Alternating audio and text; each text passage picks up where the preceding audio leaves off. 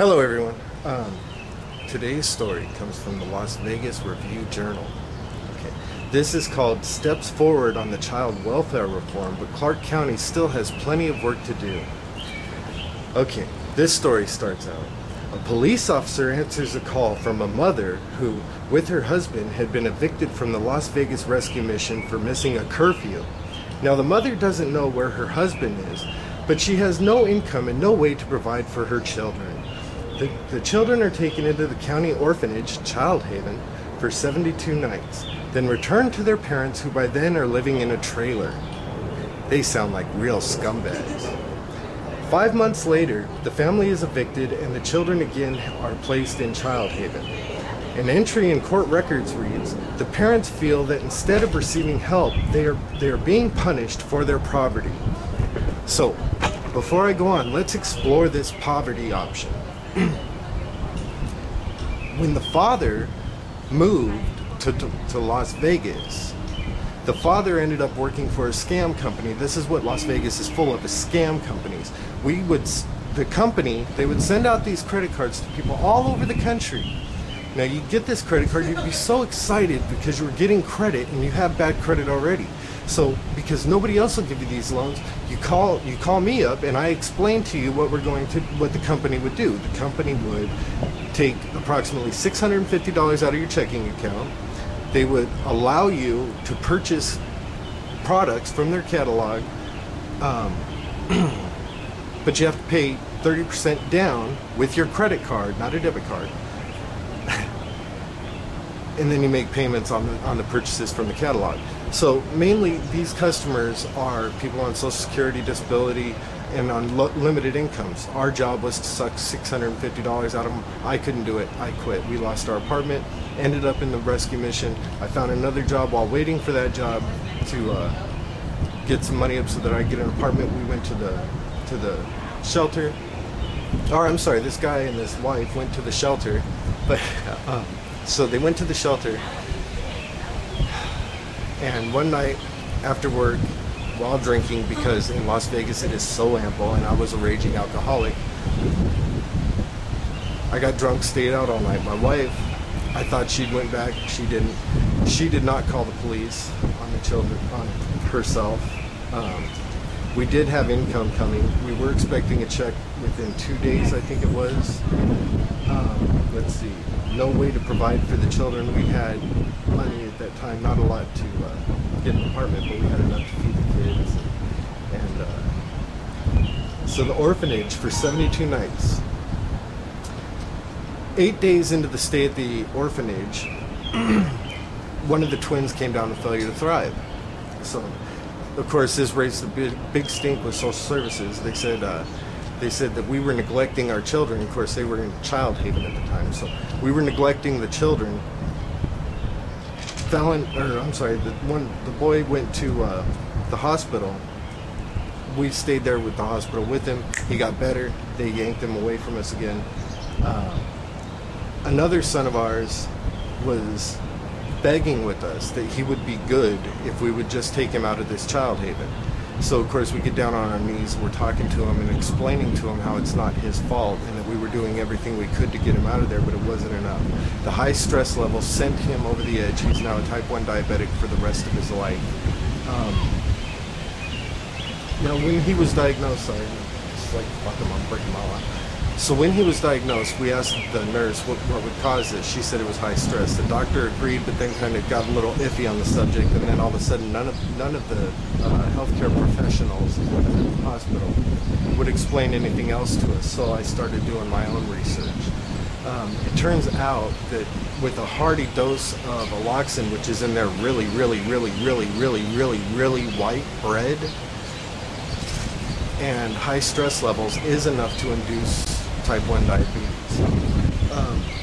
So, in court,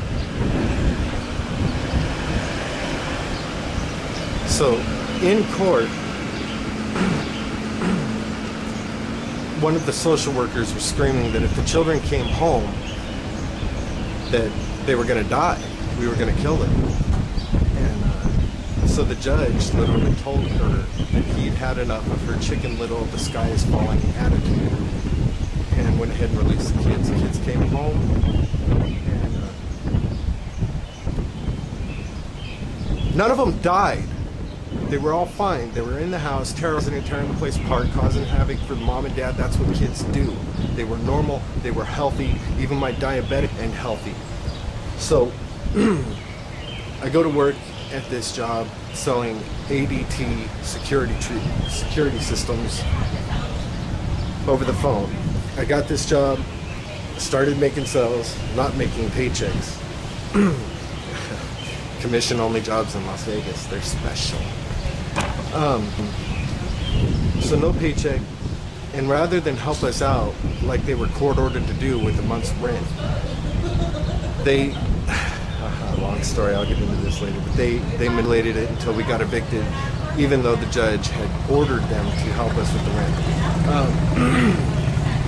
But it's okay, because Las Vegas and Clark County and Nevada are now spending $30,000 a year to the adoptive parent versus helping us out with a little bit of rent so that we could get on our feet, so that we could get established in Las Vegas, so that we could leave Las Vegas. As we told the judge, if we could just leave Las Vegas, we would not be in this situation, but that wasn't an option. Oh, there's so much more. I'm just going over the highlights. Living in a trailer, 5 minutes. Okay. So, let's get back to the kidnapper story. This story is told by Professor Leroy Pelton of the University of Nevada, Las Vegas School of Social Work in a 2006 examination of a random sample of cases handled by Clark County Department of Family Services. Contrary to the common stereotype, most parents who lose their children to foster care are not sadists or brutes. Far more common are parents like this mother whose poverty is confused with neglect. The good news is, this is less likely to happen now than even a few years ago. The bad news, it still happens far too often. Yeah, I think Las Vegas is rocking a 60% permanent placement rate. That means your kids get yanked from your family. Your family is destroyed. They auction them off on sites like US Kids or adoptuskids.org. Yeah, really. Place custom order. It's right there. The kids that don't get adopted out stay in the foster care, and then a lot of these CPS industries, criminal enterprises, are nice enough to, after they're too old to be adopted and they're all fucked up from the experience, they're nice enough to go ahead and let them go back to their parents because they're not good enough to sell on. So children no longer are warehoused for weeks or months at Child Haven. At its worst, when babies were stacked up like cordwood in the gym begging for a moment's attention from a shift staff, Child Haven was among the worst places in all of America to put a child. That's why we put so many there.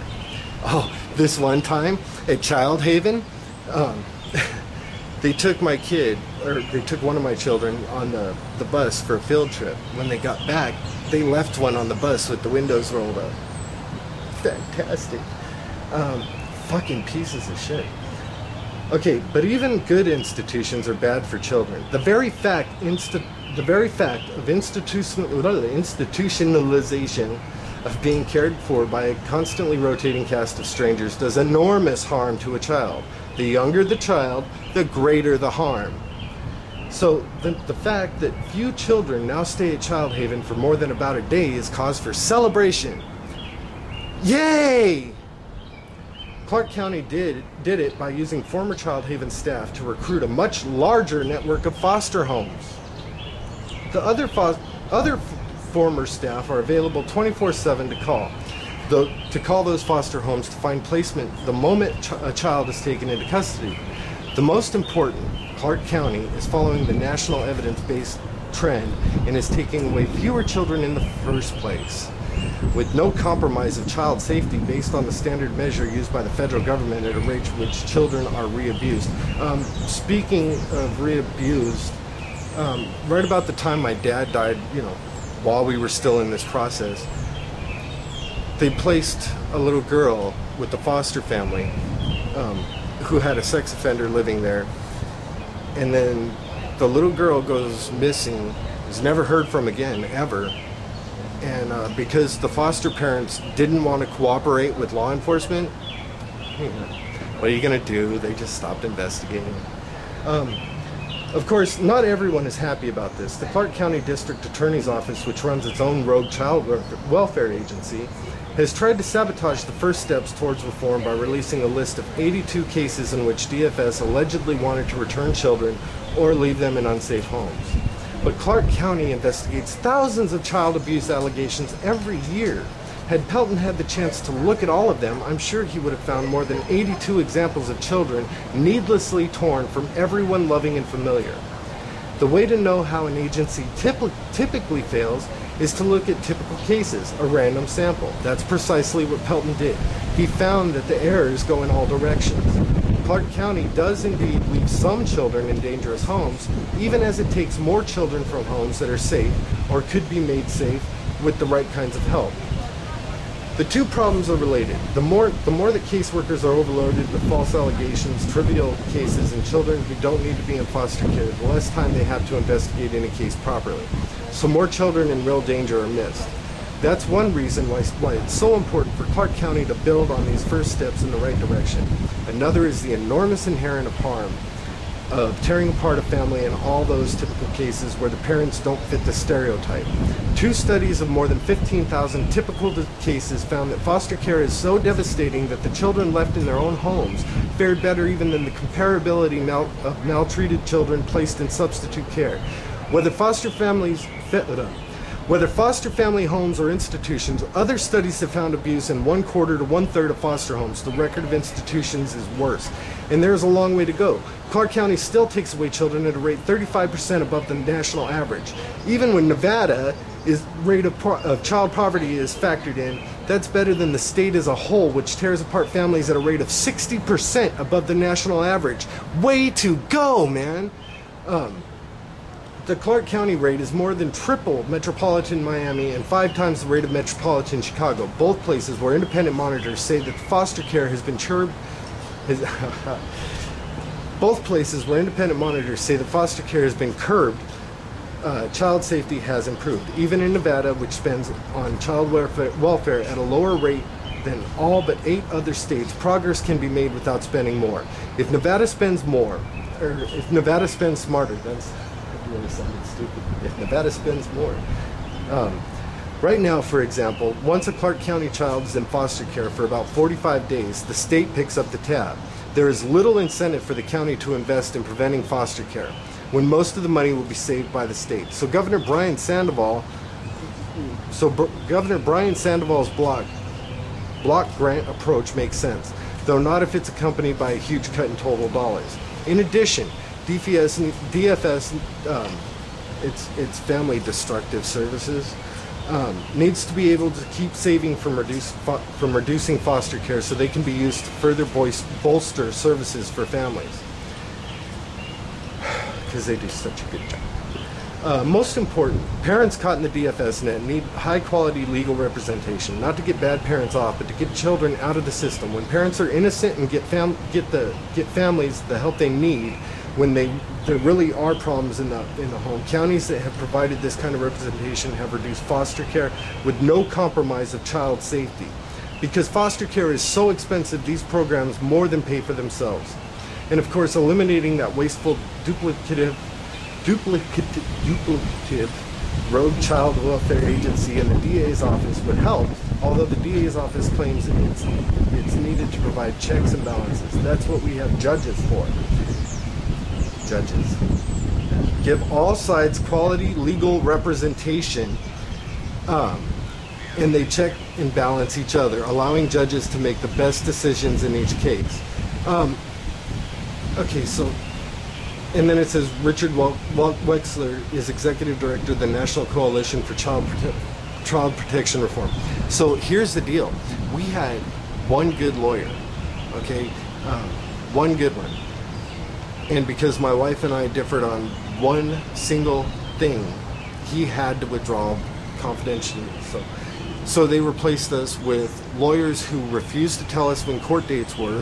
Well, let me rephrase that. One court date. The most important court date, the one where the judge said if I was enrolled in bridge counseling, my children would come home. That court date. That is the one that neither my lawyer nor my wife's lawyer would tell us when the court date was. We even called them, man. We were like calling them all the time. When's the court date? When's the court date? When's the court date? So finally we went into the office so that they couldn't blow us off. And the fucking lawyer walks out and he's like, why didn't you guys show up in court? And I'm like, you motherfucker. That pissed me off. So then I fired him and I got Michelle Labello from Black and Labello. I don't want to say any names, so I'm just going to use the initials of Michelle Labello from Black and Labello. Yeah, we go to the termination of parental rights hearing, or the trial or whatever, and they say, just write notes. Don't say anything in my ear because it'll look really bad for the judge. Just write notes and then hand them to my partner and he'll hand them to me and I'll go from there. So I'm steadily writing notes and writing notes and writing notes and writing notes, and I'm handing them to her partner. Her partner's taking them, reading them, going, giving me that patronizing smile and putting them in the stack, never making it to Michelle because I guess the facts weren't really important in that case. My wife happened to send a response to this. It's not near as long as the article, and I am going to read that response, and then I'm going to talk to some friends here, and we're going to evaluate this story that R.J. Reynolds published for us to enjoy here today. Response. My wife says, I am all for reform of the Child Protective Services system. North Dakota wants to keep kids out of foster care completely, and I am all for that. It has been proven that children are better off when they are kept with their parents than when they are in foster care, except in cases of actual abuse. The Adoption and Safe Families Act, put into effect by Bill Clinton, caused a surplus of children in foster care.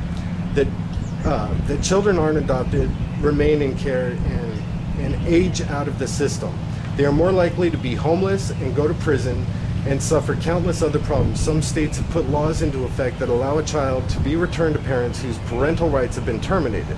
Some of these laws are specifically for children that are still in foster care and have not been adopted. Few states so far have these laws. All states should offer some form of this law. You hear a lot about cities, counties whole states being broke. Why are bonuses being given when children are removed and put up for adoption? Why is being low income now considered child neglect? Millions upon millions of dollars are spent each year on foster care, possibly even billions. Yet states would rather spend thousands of dollars a month for children in foster care, even after they are adopted for years, for years than keep families together if a family is low income. And children have not been abused. If a fraction of the money spent on foster care was used to help that same family for a fraction of time, that state, for a fraction of the time, that state will continue to pay for the care of the children, would it not be logical to help the original family? If children are better off staying with their parents, does it not make sense to do everything to keep them with their parents? I am not saying children are not abused, and I am not saying that there are not children that should be removed from their homes. I am also not saying that Child Protective Services system has not doubly failed children. Children die from abuse and starvation when cases are closed. Children in foster care are put on harmful drugs. What is the sense of having Child Protective Services system that does not protect your children? Though again, not all social workers are wrong. Not all judges or court-appointed lawyers are unfair or wrong. It just seems, unfortunately, to be much too high of a majority. A police officer answers a call from a mother with her husband had been evicted from the Las Vegas rescue mission for missing a curfew. Now the mother doesn't know where her husband is. She has no income and no way to provide for the children. The children are taken into the county orphanage Child Haven for 72 nights, then returned to their parents, who by then are living in a trailer. 5 months later, the family is evicted. The children again are placed in Child Haven. An entry in court records reads, the parents feel that instead of receiving help, they are being punished for their poverty. That is the story of our family. So imagine my surprise when I found it by chance. Some of the details are wrong though. We had income, we had a check coming within days of our children, coming within days of when our children were removed. I did not phone the police. It was multiple officers that took my children. It also does not mention that the home we had secured was with no help from CPS. In fact, they stopped helping us completely once they took our kids that very first time. It does not mention that our youngest son was diagnosed with failure to thrive while in the care of the county, or that our middle son was diagnosed with type 1 diabetes, also while in care of the county.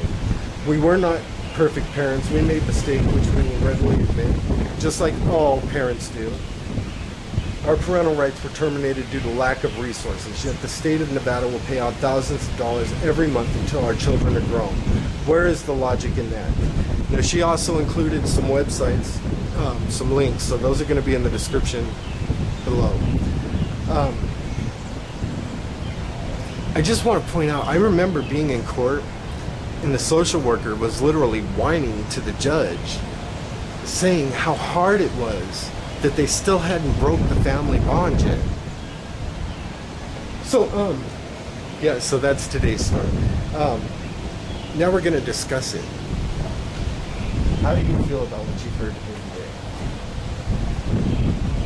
Well, really, I guess it just sounds like a prime example of a frustrated person, you know what I mean? Because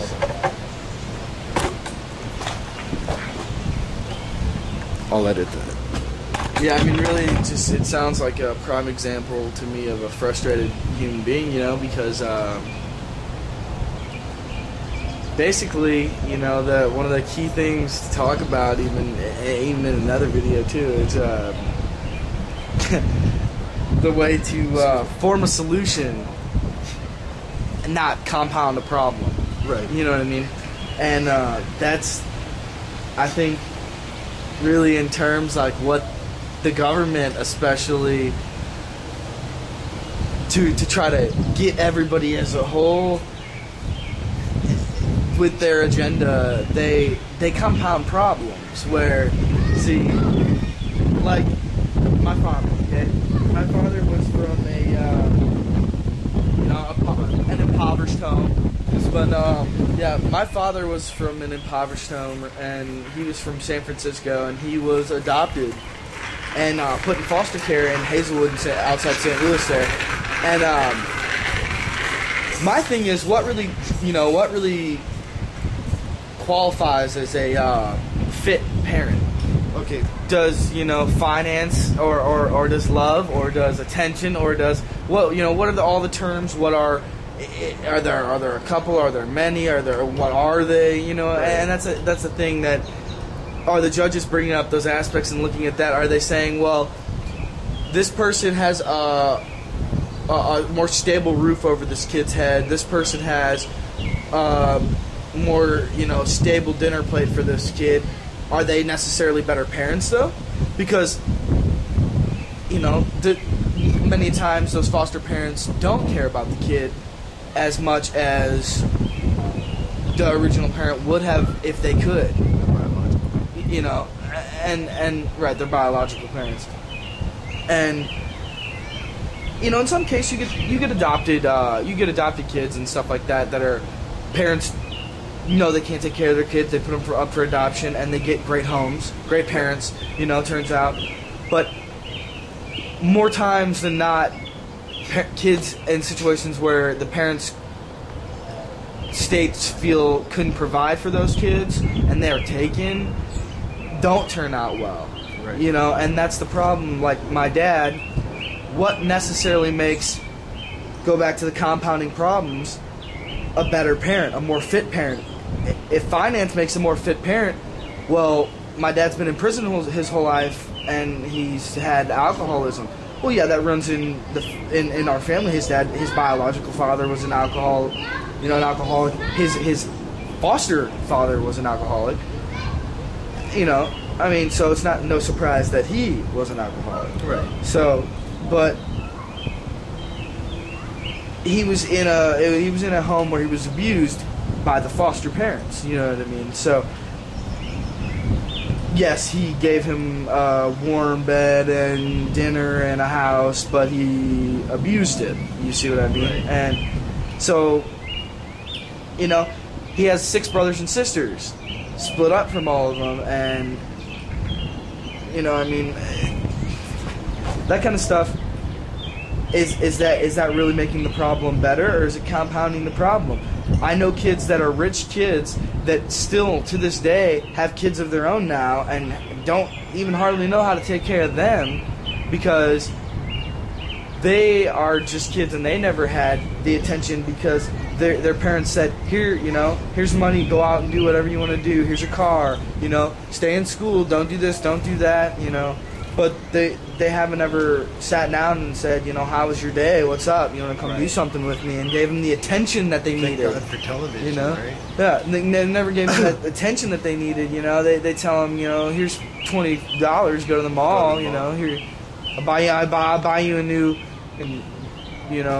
Well, I want to touch on something you say on what makes a good parent. Well, the state of Nevada gives you a case plan. They say you complete all this, we'll close your case.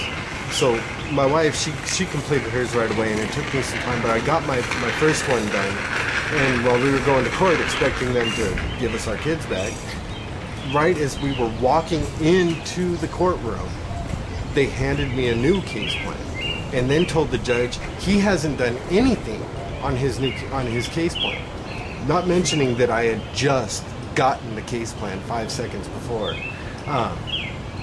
She made it sound like I'd had this case plan for a long time and I'd just been taken back.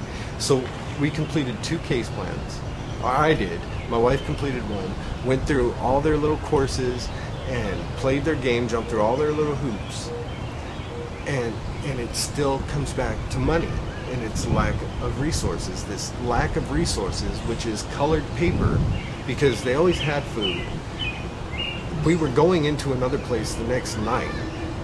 We just couldn't get back to the shelter. Right, and that's the one thing that people really need to be aware of, and I really need to stress, is that I don't have a job, and I don't have any money to my name, and I get by just fine in this country, and I don't even go to pantries or food kitchens. Right. I get by on the kindness of others, and that's legitimately how I live. And the funny thing is that I don't take advantage at all. You know what I mean? I do my part to help out.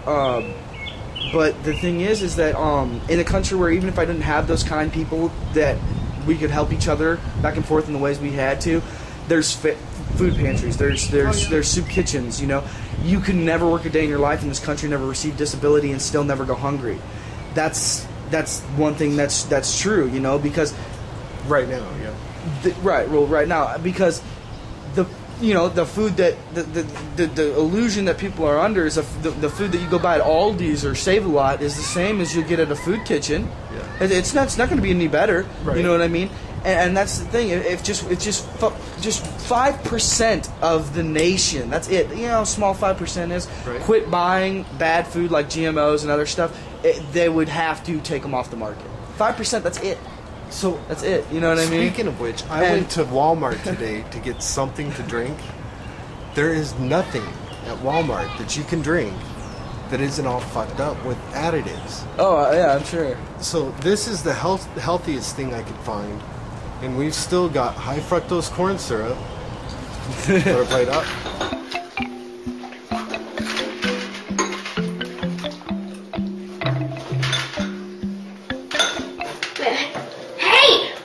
What are you doing? What? You know that doesn't have high fructose corn syrup in it, don't you? So? Well, you know what they say, right?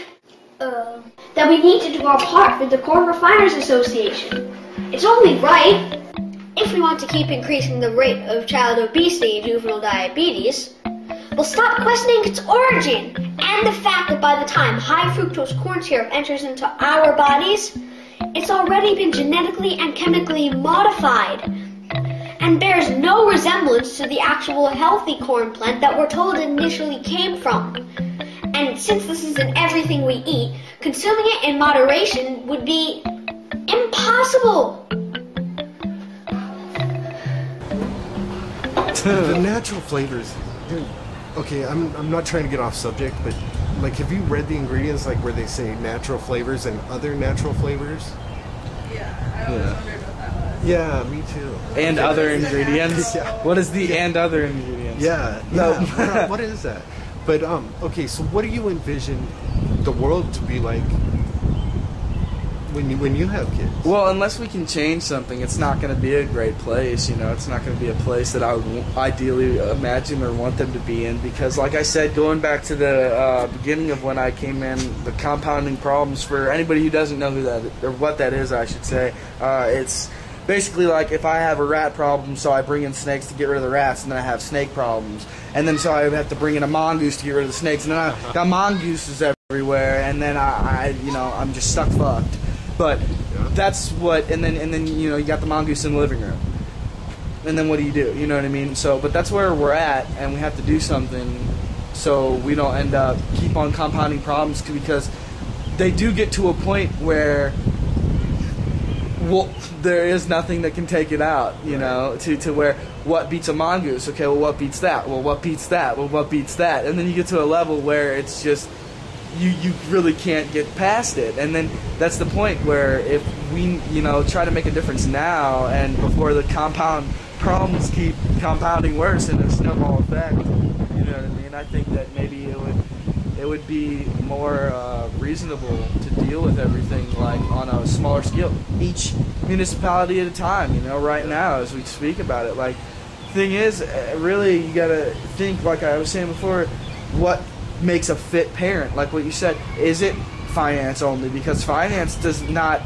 there's much more things that constitute, I feel, what a kid needs to have a healthy, you know, functionality, like in life, just to, not just to survive, but to thrive, to live happily and to flourish, like to, you know, and that's what everybody is, surviving, not flourishing.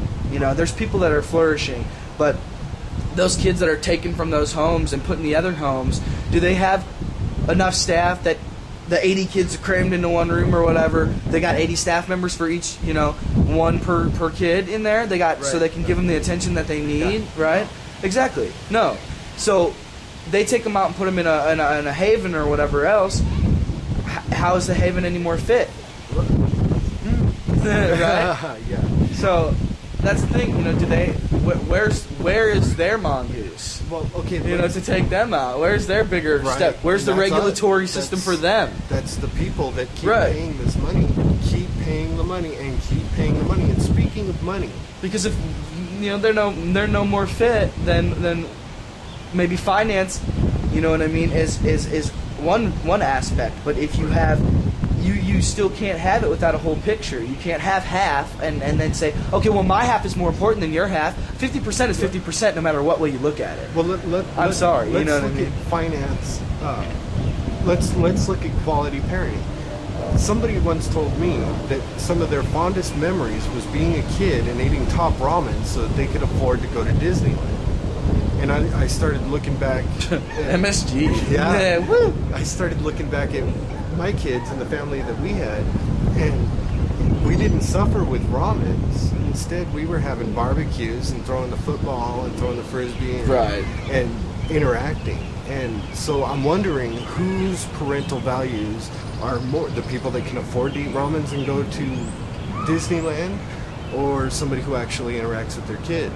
Right, who says, you know, Disneyland is a farce, and you know what I mean. If you really wanna experience something, let's go out and let's go volunteer and, you know, work with people and do stuff and go out and go fish or go out and, you know, do something and take your kids on a camping trip or something, you know. And there's a lot of people that they, of course, you know, they still love going out and doing things, but it gets more and more disconnected, though, you know what I mean, where you can go out and everybody walks by each other outside and not one person says, hi, nice day, you know what I mean, or anything. And that's the thing of no one really knows anybody anymore, you know, no one, and that's the thing of, like, I started off saying it's a prime example of a frustrated person, like, in a world where you've woken up and the world that we're in, where up is down and black is white, and you know what I mean, and everything that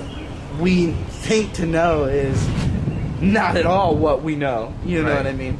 There are things we know, and there are things we don't know, and there are things we don't know we don't know, and there are things we don't know we know. Oh, wait, I'm not Donald Trump. Keep going.